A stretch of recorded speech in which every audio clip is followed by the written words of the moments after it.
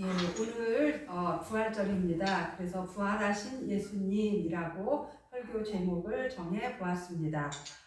오늘은 우리가 맞이하는 부활절입니다. 예수님께서 십자가에서 죽으시고 3일 만에 다시 살아난 것을 기념하는 날입니다.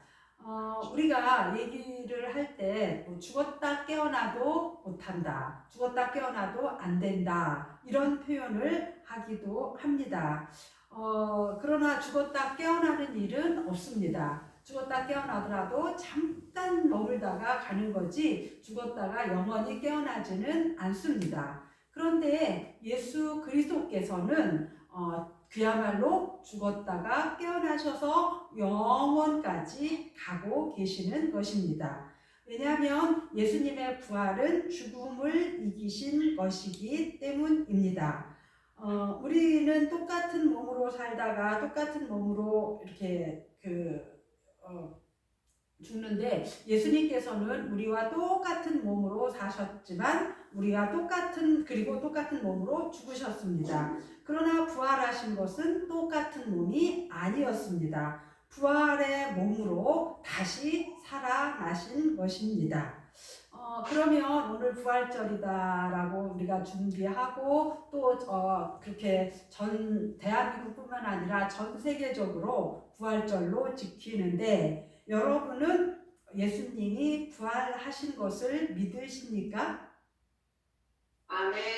예, 그렇습니다. 오전 시간에도 여쭤봤더니 모든 분들이 예수님이 부활하신 것을 믿는다라고 대답을 하셨습니다. 그렇다면 예수님처럼 나도 부활할 것이다 하는 것도 믿으십니까? 아멘. 아멘. 예, 그렇습니다. 이 믿음의 고백은 우리가 여쭤봤을 때 아멘하고 대답할 수 있지만, 우리가 예배 때마다 고백을 하는 사도신경에 그 내용이 나와 있습니다. 신경을 우리가 고백할 때 예수님에 대한 신앙 고백 중에 장사한 지 사흘 만에 죽은 자 가운데서 다시 살아나셨으며 하고 고백을 하고 있습니다. 그런가 하면 또 맨 나중에 몸의 부활과 영생을 믿습니다 하고 고백을 하고 있습니다. 사도신경 그 짧은 그 고백록 속에 신구약을 압축시켜서 우리가 믿음의 고백을 하는 그 고백록 속에는 우리가 믿는 바 중에 부활에 대한 내용이 2가지나 되어 있다 하는 것입니다. 그러면 우리가 2번 위에서도 예수님이 죽은 장사된 지 사흘 만에 죽은 자 가운데서 부활하셨다, 다시 살아나셨다 라고 이야기를 하고, 또 몸의 부활과 영생을 믿습니다 하고 고백을 하고 있는데요, 이 둘 사이에는 약간의 차이가 있습니다. 먼저 장사된 지 사흘 만에 죽은 자 가운데서 다시 살아나셨으며, 이 말은 바로 예수 그리스도께서 그렇게 하셨다 하는 고백입니다. 예수님이 장사된 지 사흘 만에 죽은 자 가운데서 다시 살아나신 부활의 예수님을 믿습니다 하는 믿음의 고백인 것입니다. 그러면 2번째 우리가 고백하고 있는 몸의 부활과 영생을 믿습니다 하고 고백하는데, 이 몸의 부활과 영생에 대해서는 누가 그렇게 되냐? 내가 그렇게 된다, 내가 그렇게 될 것이다 하고 고백하고 있는 것입니다. 이렇게 고백을 부활에 대한 그 고백을 두 번씩이나 예수님의 부활, 곧 이제는 나의 부활, 이거를 입으로 고백을 하고 있으면서 그게 머리로는 와닿지 않고 내 심령 가장 깊은 곳에서 혹시 와닿지 않는다 하면 우리는 예수님께 요청할 수 있습니다. 부활하신 주님, 저를 만나주셔서 부활의 주님을 직접 경험하게 해주십시오. 부활의 주님을 제가 직접 만나게 해주십시오 하고 우리가 기도할 수 있습니다. 자, 그래서 예수님의 부활이 언제 이루어졌고 부활하신 예수님은 누구에게 먼저 보이셨는가? 이 부분을 살펴보면서 우리도 가장 깊은 곳에서 예수님의 부활에 대한 고백, 내가 부활할 거에 대한 그 고백을 함께 진심으로 고백할 수 있기를 소원하는 것입니다. 첫 번째, 예수님께서 언제 부활하셨는가입니다. 오늘 성경 본문 1절과 2절 그리고 또 그 뒤에 부분에 보면 뭐라고 말씀하고 있느냐면 안식 후 첫날이라고 말씀하고 있습니다. 안식 후 첫날 그랬으니까 안식일 다음 날이라는 뜻인데요. 안식일은 토요일입니다. 유대인들은 지금도 안식일을 토요일로 해서 안식일을 잘 지키고 있습니다.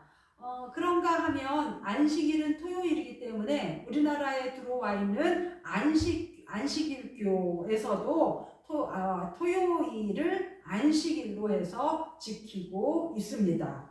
그런데 예수님께서 부활하신 것은 안식일에 부활하신 것이 아니라 안식 후 첫날, 안식일 바로 다음 날 부활하셨습니다. 그래서 우리는 그날을 주님의 날, 그래서 주일이라고 부르고 예수님께서 부활하셨기 때문에 부활을 기념해서 지키고 있습니다. 그래서 주일은 안식을 위한 날이 아니라 부활을 기뻐하고 부활에 참여하기 위하여서 지키는 날인 것입니다. 이제 안식 후 첫날 언제였느냐 하면 새벽에 해 돋을 때 예수님께서 부활하신 것이 드러났습니다.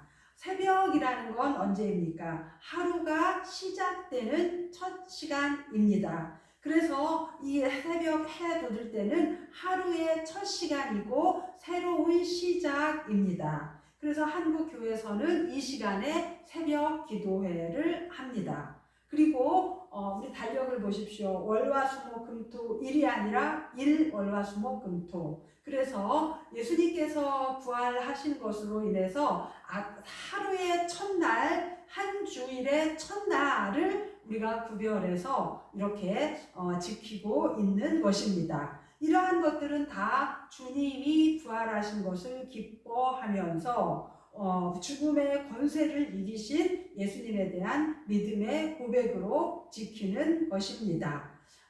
우리가 부활절을 준비하면서 한 주간 동안 조석 기도회를 했습니다. 아침 6시에, 저녁 9시에 이렇게 기도회를 우리 그 동역자 집사님과 함께 기도회를 했더니 너무 감사하고 좋더라고요.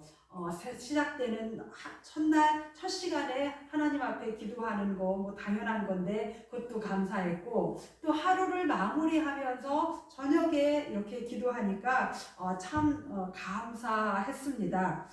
예수님께서는 첫 시작에 부활로 새로운 역사를 이렇게 시작을 하고 계시는 것입니다.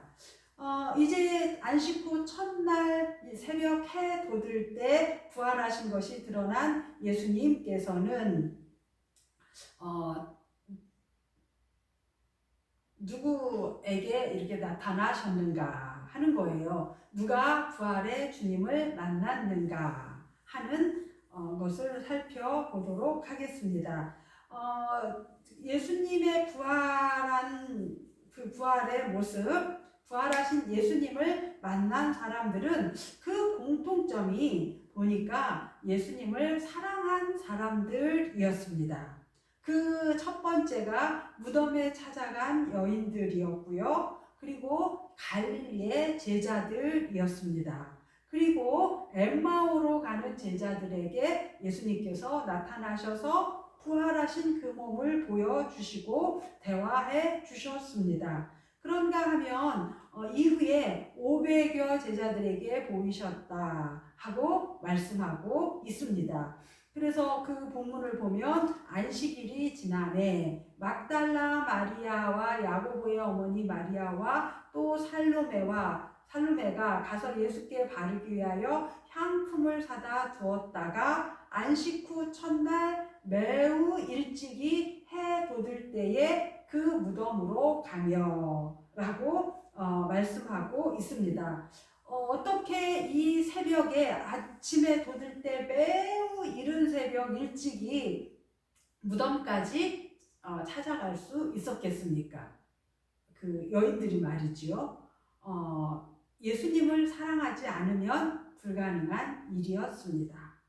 이들은 예수님을 그 십자가에서 내려서 그 시체를 아리마대 사람 요셉의 그 묘실에 두었을 때에 당장이라도 가서 향품을 발라드리고 싶었을 것입니다. 그런데 안식일이었기 때문에 그걸 하지 못하고 안식일이 지나자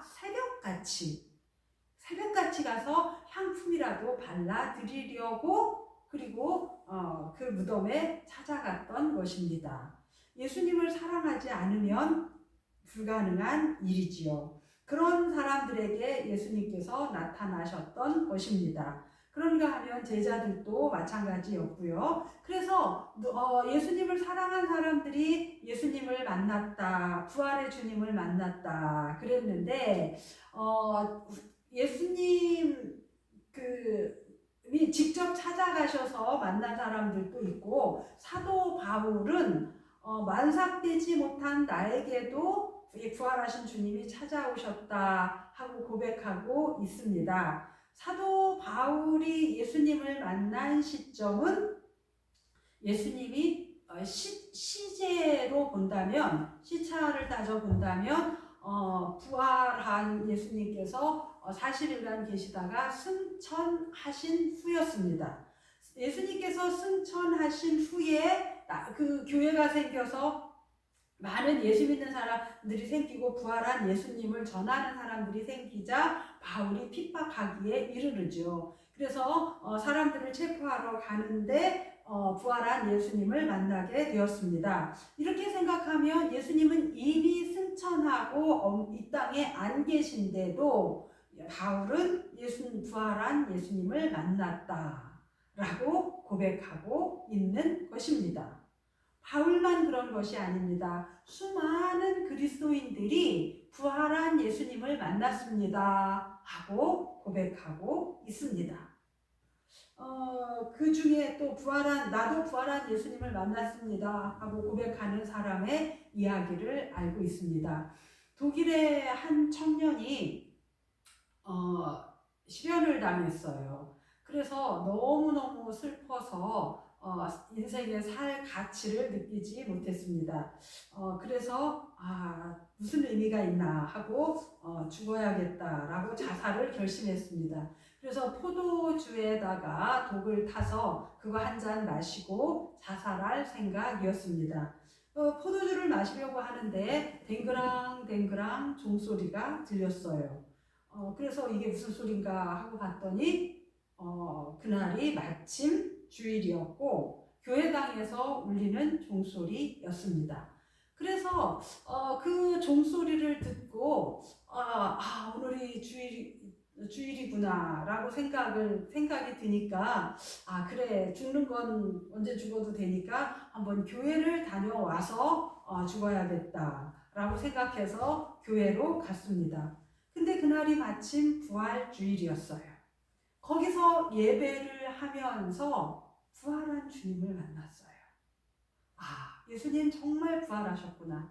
내가 예수님이 부활하셨는데 죽음조차도 이기고 부활하셨는데 내가 이깟 실현당한 것 때문에 이렇게 죽으려고 하는 건 허무한 일이다 라는 깨달음을 얻고 부활한 예수님을 가슴에 안고 돌아와서 그 포도주 잔을 깨쳐버렸습니다. 독이 든 포도주 잔을 깨쳐버리고 그리고 그는 소설을 쓰기 시작을 했습니다. 그 소설이 아주 독일 전체에 인기가 굉장히 많아서 그야말로 공전의 히트를 쳤는데 젊은 베르테르의 슬픔이라는 소설입니다. 누구 얘기입니까? 괴테 얘기였습니다. 괴테 역시도 시련의 아픔을 안고 절망에 빠져 있을 때 부활한 예수님을 만난 것입니다. 그렇게 유명하고 드러난 사람들만 예수 부활하신 주님을 만난 것이 아니라 바로 우리도 부활한 주님을 만난 사람들입니다. 그래서 사도신경으로 그렇게 고백을 하고 있고요. 또 우리 자신도 예수님을 따라 부활할 것을 소망을 갖고 기다리고 있는 것입니다. 그런데 이 수많은 그리스도인 중에 또 제가 좋아하는 화가인데 렘브란트라는 화가가 있습니다. 이 화가는 성경을 주제로 한 그림을 많이 그렸어요. 그 중에 특별히 예수님의 생애를 그릴 때는 거의 대부분의 곳에 예수님의 생애에다가 자신의 얼굴을 그렸어요. 자기 자신을 그렸어요. 그래서 전에 제가 보여드린 것처럼 풍랑을 잔잔케 하시는 예수님 배에서 주무시고 계시고 폭풍우가 막 지금 다 할 때 거기다가 자기 얼굴을 이렇게 집어넣어서 내 모습이 현재 이렇다라는 걸 표현을 했는데요. 이 두 그림에서도 자신의 얼굴을 집어넣었습니다. 십자가에서 내리고 있는 예수님의 두 모습인데요. 이쪽에 이렇게 비스듬한 그림이요. 저를 기준으로 왼쪽에 보면 예수님을 지금 십자가에서 내리고 있습니다. 그 발 밑에 이렇게 환하게 비춰져 있고 모자를 쓴 그 발 바로 밑에 가장 예수님 발하고 가깝게 있는 이 사람, 그 사람이 바로 렘브란트 자신이에요. 그 다음에 그 옆에도 보면 지금 십자가 위에까지 올라가서 이렇게 그 천을 내려드리고 있고 그 옆에 또 파란 옷을 입고 예수님 손하고 가장 가깝게 있는 사람, 그 사람도 렘브란트 본인이에요.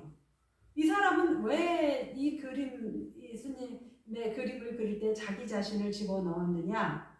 내가 거기 있었다 하는 거예요. 내가 그 자리에 있었다. 그래서 나는 예수님께서 십자가에서 내리실 때 그 일의 증인이다. 이 일의 증인이다 하는 거예요. 그래서 내가 직접 그 자리에 있지는 않았지만 이 화가보다 예수님은 약 1670년 정도 전에 일어난 사건이지만 1600년 전 팔레스타인의 한 중동의 지역에서 있었던 이 사건이 나를 위한 것이고 그래서 그 자리에 내가 있었다. 그래서 내가 증인이다. 그래서 내 얼굴을 거기다가 집어넣었다라는 건 그것이 그때 그 일로만 그쳐지는 것이 아니라 현재 1600년이 지난 현재에도 내 삶을 여전히 지배하고 있고 여전히 내 삶 가운데 역사하고 있다 하는 고백으로 이렇게 자기 자신의 모습을 그린 것입니다. 그렇습니다. 예수님께서 살아간 삶 하나하나가 나와 전혀 무관한 것이 아니라 나와 상관이 있는 줄 믿습니다. 그래서 부활도 역시 나와 상관 있는 사건이다 하는 것이지요. 자, 그 중에 맨 처음 부활한 예수님을 만난 사람 이야기를 하려고 합니다. 무덤에 찾아간 여인들이 만났습니다. 어떤 여인들이었느냐면 막달라 마리아, 요셉의 어머니 마리아, 그 다음에 살로메 이렇게라고도 하고 또 어떤 성경에는 예수님의 어머니 마리아라고도 합니다. 여인들 서너 명이 무덤에 찾아갔습니다. 그 여인들을 예수님께서 부활한 주님께서 이 여인들을 맨 먼저 만나 주셨습니다.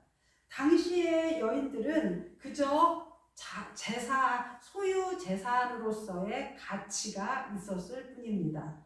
인권이 완전히 보장되지 않았어요. 그래서 사람 숫자에도 들어가지 않고 그리고 그냥 하나의 재산 목록에 불과할 따름이었습니다.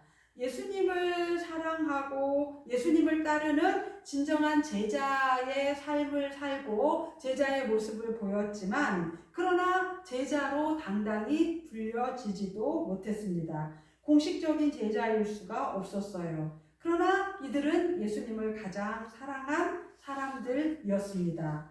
예수님을 찾고 사랑하는 사람에게 부활하신 예수님은 만나 주신 것입니다.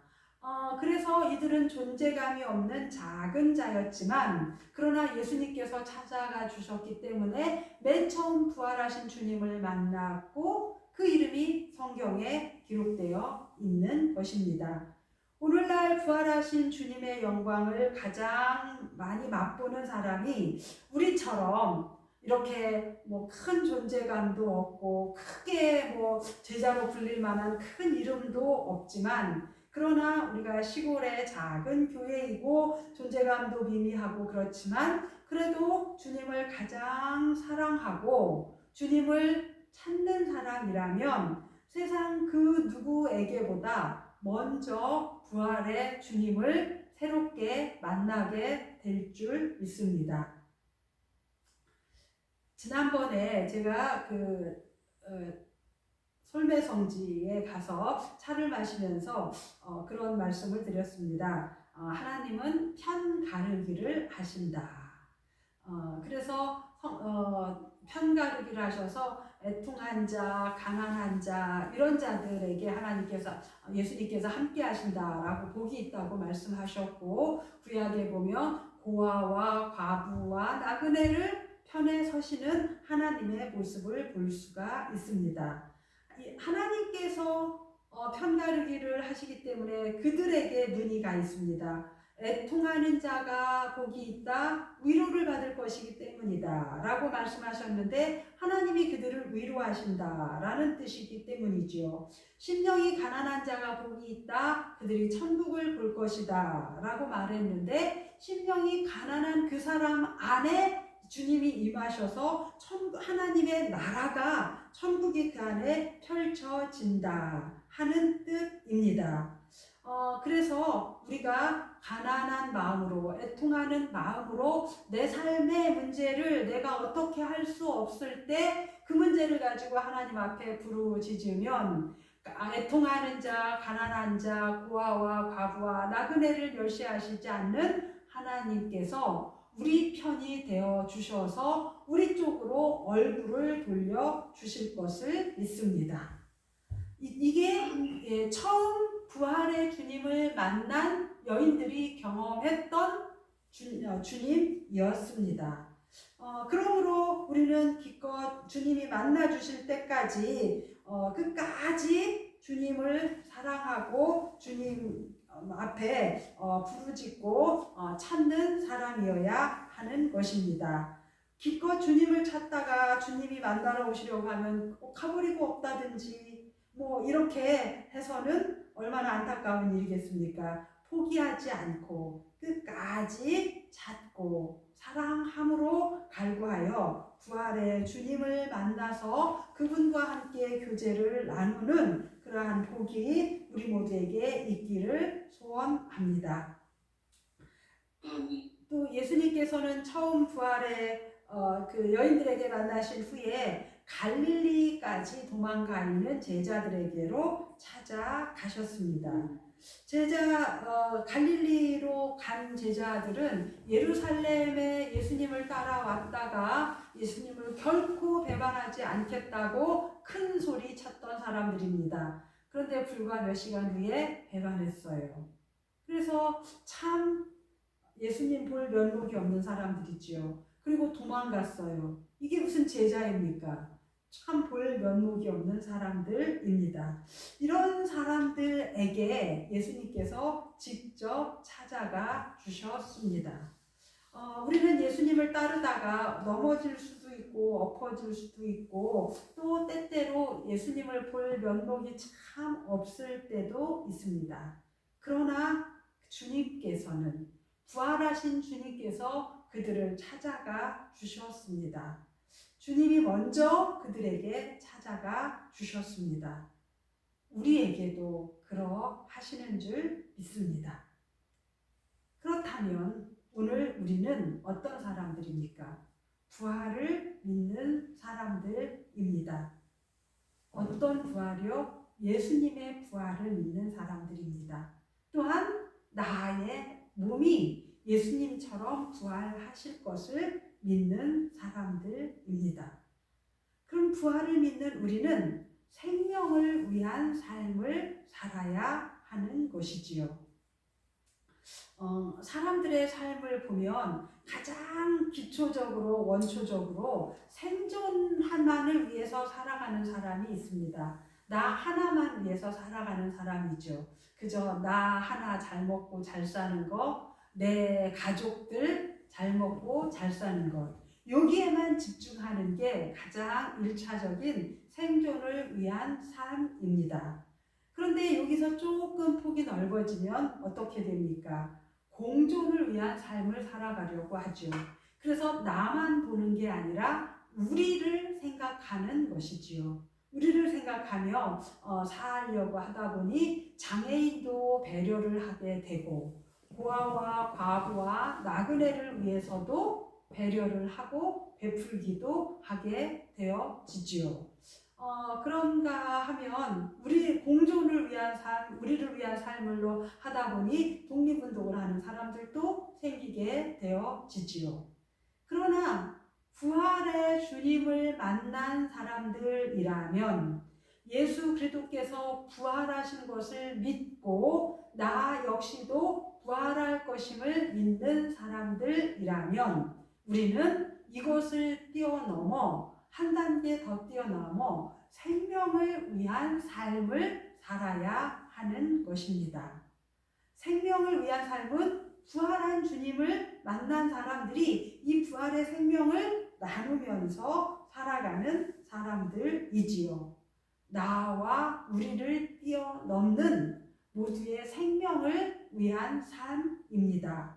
그래서 나 혼자 천국 가는 게 아니라 우리끼리만 이렇게 천국 가는 게 아니라 더불어 함께 갈 수 있도록 예수 그리스도의 생명력으로 이 세상이 가득할 수 있도록 우리의 삶의 목표와 목적을 정하고 살아가는 사람들입니다. 이것이 최고의 가치를 추구하며 살아가는 삶인 줄 믿습니다. 이것이 부활을 믿는 또 부활할 것을 부활의 주님을 만난 제자의 삶입니다.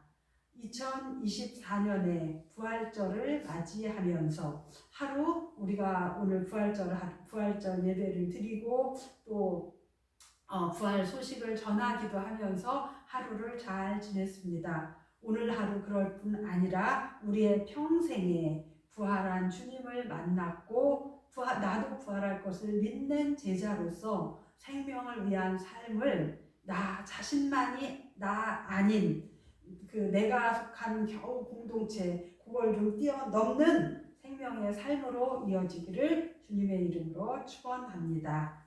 아멘. 우리 162장 찬양을 드리겠습니다.